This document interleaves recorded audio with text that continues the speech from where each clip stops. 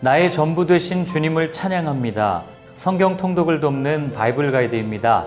하박국서 1장부터 3장을 읽습니다. 포용하다, 껴안다라는 의미의 이름을 가진 하박국. 그의 기질은 시기온옷에 맞춘 선지자 하박국의 기도라는 구절 속에 나타납니다.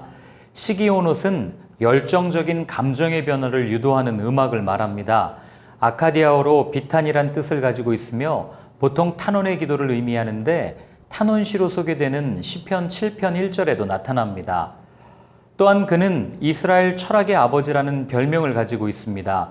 아마도 왜 하나님의 정의는 이렇게 악하고 부패한 시대에도 시행되지 않는가라고 하나님께 진지하게 질문하고 답을 추구했던 그의 모습에서 유래되지 않았나 싶습니다. 하박국서에는 선지자 자신에 관한 정보가 나타나지 않아서 하박국이 언제 활동했는지 단정짓기가 어렵습니다. 다만 갈대아 사람을 일으켰다는 1장 6절에 근거해서 두 가지로 생각해 볼 수 있습니다. 첫 번째, 갈대아 사람들이 큰 세력을 가지고 있던 시기 므낫세 왕 때 활동하지 않았을까? 두 번째, 바벨론이 이집트를 격파하면서 유다에 대한 통제권을 가질 수 있었던 갈그미스 전쟁 이후라면 여호야김 왕 때 활동한 것은 아닐까? 둘 중 어느 시기이든 하박국이 활동한 시기는 남유다의 암흑기였음이 분명합니다. 끝까지 하나님을 믿으라. 하나님은 하나님이시다. 이 두 문장이 하박국서의 핵심 메시지입니다. 하박국은 하나님께서 불의한 현실을 묵인하시는 것처럼 보이는 상황에 분노하지만 결국 하나님이 어떠한 분이신지를 깨닫고 찬양하게 됩니다. 하박국서에는 하나님의 백성들을 향한 직접적인 말씀이 없기 때문에 학자들 중에는 하박국서를 선지서로 보는 것이 옳으냐는 질문을 제기하기도 합니다. 그러나 하박국의 탄식에 섞인 질문이 고난 속에 처해 있던 백성들의 궁금증이며 그에 대한 하나님의 답이 백성들을 향하신 하나님의 말씀이라고 본다면 이런 질문 자체는 아무 의미가 없습니다. 1장은 하박국 선지자의 불평 혹은 하소연에 가까운 두 가지 질문을 담고 있습니다. 첫 번째는 1장 2절부터 4절에 나오는데 이렇게 악이 만연하고 강포한 시대에 언제까지 보기만 하실 겁니까? 어느 때까지 구원하지 않겠습니까? 남유다에서 공의가 실현되지 않는 것에 대한 질문입니다. 이에 대한 하나님의 답은 1장 5절부터 11절에 나옵니다. 너희 생전에 말해도 믿지 않을 거야. 내가 사납고 성급한 백성 갈대아 사람을 일으켰으니 너희를 심판할 거야. 타락한 당신의 백성을 심판하기 위해 바벨론을 도구로 삼으실 것과 그 바벨론의 군대가 얼마나 강력하고 잔인한지를 말씀하십니다. 그러나 그들도 바람처럼 사라져 없어질 것이라 덧붙이십니다. 두 번째 질문은 1장 12절부터 17절에 악과 패역을 참아보지 못하는 주님께서 언제까지 방관하며 악인이 자기보다 의로운 사람을 삼키는데도 잠잠하냐라는 것입니다. 이는 악을 미워하시는 하나님께서 당신의 백성이 바벨론으로부터 고통을 당하는 것을 방관하시겠냐는 것과 그물과 투망으로 바다의 고기를 잡듯 여러 나라를 무자비하게 멸망시키는 바벨론의 행태를 방치하는 것에 대한 질문입니다.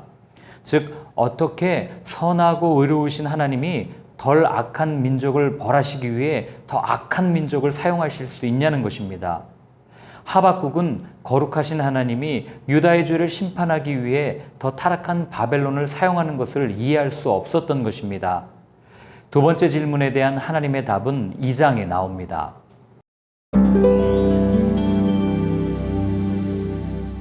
두 번째 질문 후 하박국은 1절에 그가 내게 무엇이라 말씀하실는지 기다리며 나의 질문에 어떻게 대답하실는지 보리라 라고 말하며 하나님의 대답을 궁금해합니다.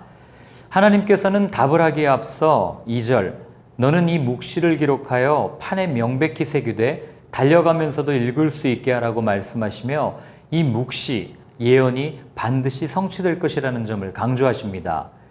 이어 4절 의인은 그의 믿음으로 말미암아 살리라. 즉 하나님의 말씀이 성취될 것이라는 믿음으로 사는 사람이 의인이라고 말씀하십니다. 훗날 바울은 로마서 1장 17절에서 이 말씀을 인용하여 예수 그리스도를 믿는 믿음으로 모든 사람이 차별 없이 복음, 하나님의 의에 이른다고 말합니다. 하나님은 하박국의 두 번째 질문에 뭐라 답하실까요? 먼저 5대상에게 화를 선포하십니다.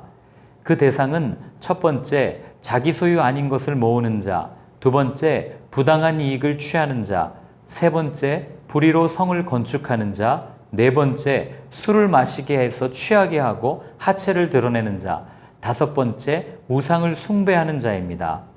이 5대상은 모두 바벨론을 가리킵니다. 하나님은 바벨론을 향한 심판을 답으로 주신 겁니다.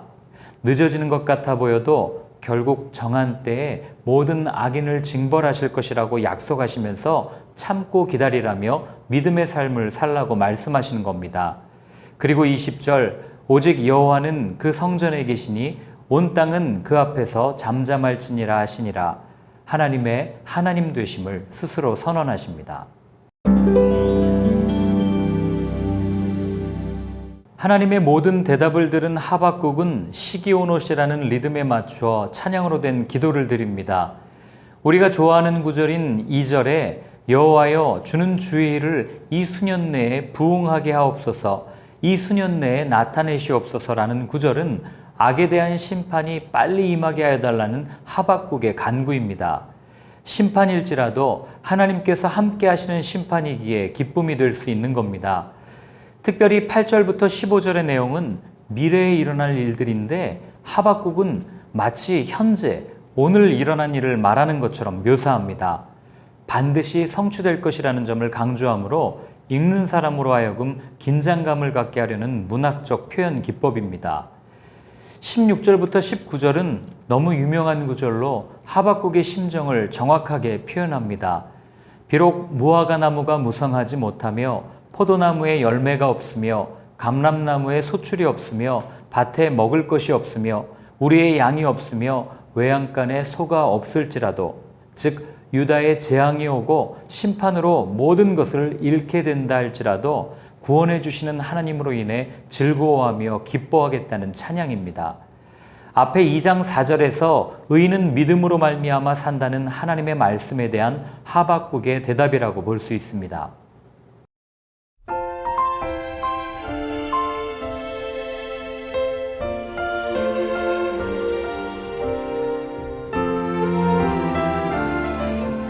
심판을 받는데 기뻐할 수 있다는 것이 쉽게 이해가 되십니까? 하박국의 마지막 고백은 고난 가운데 있는 사람이 선뜻 따라하기 어려운 고백입니다.